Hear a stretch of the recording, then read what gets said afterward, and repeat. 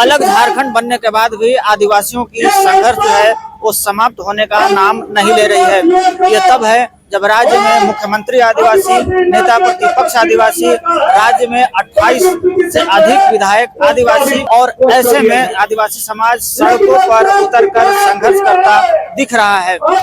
मामला है सीएनटी को सख्ती से लागू करने और पेशा कानून को लागू करने की मांग को लेकर आदिवासी संगठनों का आज राजभवन के समीप धरना प्रदर्शन चल रहा है। क्या कुछ कहते हैं, आइए सीधे आपको सुनाते हैं उन्हीं से। में तो सीएनटी कानून लागू ही है, तो आप लोग प्रदर्शन कर रहे हैं। आज सीएनटी का 117वां सालगिरह मना रहे हैं, दिवस मना रहे हैं। 11 नवंबर 1908 को ये सीएनटी कानून लागू हुआ था और इस कानून के चलते ही समझिए आज आदिवासियों के पास जमीन बची हुई है।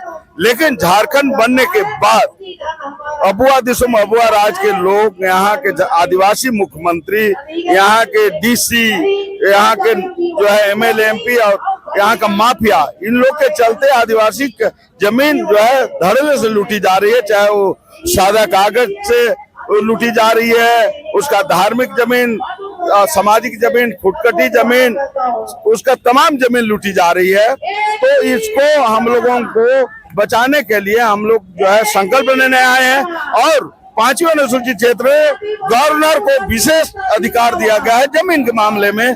तो वो जो है आज तक 75 साल में कोई भी गवर्नर आदिवासी के हित में कोई काम नहीं किया है। तो हम लोग लोकतंत्र में जो हमें अधिकार है उसके तहत हम लोग उसके साथ गुहार लगाने आए हैं कि आप सीएनटी जो आदिवासियों की जमीन लूट हो रही है उसको बचाने के लिए नया एक रेगुलेशन बनाइए और आदिवासी की जमीन को सुरक्षा प्रदान करिए।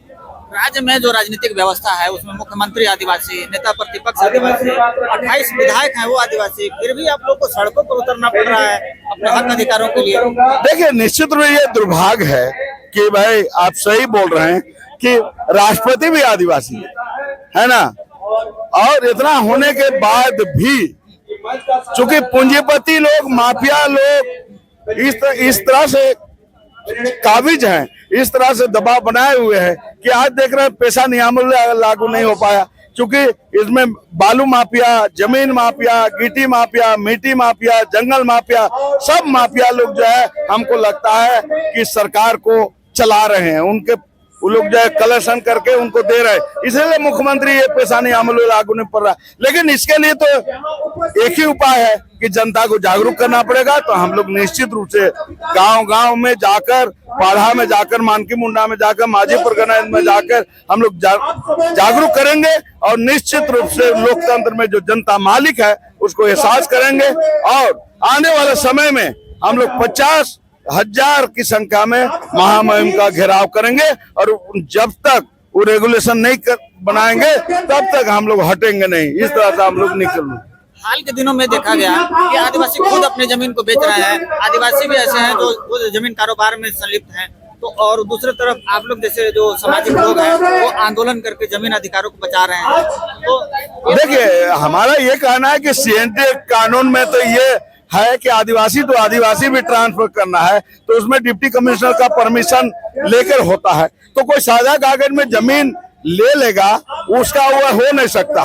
इसलिए हम लोग सरकार से ये मांग कर रहे हैं कि गलत ढंग से जो भी लोग हड़पे हैं, चाहे एसआर कोर्ट से हो, चाहे सादा पट्टा के माध्यम से हो या भूमि बैंक के माध्यम से हो, गलत ढंग से जो हमारी जमीन को भूमि बैंक में भी डाला गया उसको रद्द करने का और गलत ढंग से जो लूटी गई है उसको वापस करने का हम लोग मुख्य रूप से मांग कर रहे हैं। राज्य में तो पेशा कानून लागू नहीं हो पाए, क्या कहेंगे? अभी तक तो सरकार जो है अभी तुम फुल मेजोरिटी में भी।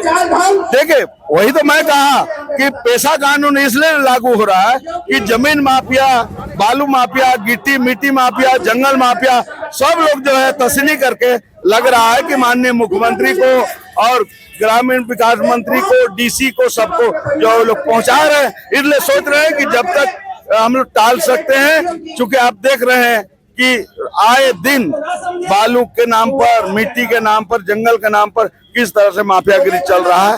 और अगर पेशा नियमन लागू हो जाएगा तो ये बालू ग्राम सभा में आ जाएगा, मिट्टी गिट्टी ग्राम सभा में आ जाएगा, जंगल का भी जो है वो ग्राम सभा में आ जाएगा, जिसके चलते ही लोग ग्राम सभा को अधिकार नहीं देना चाहते।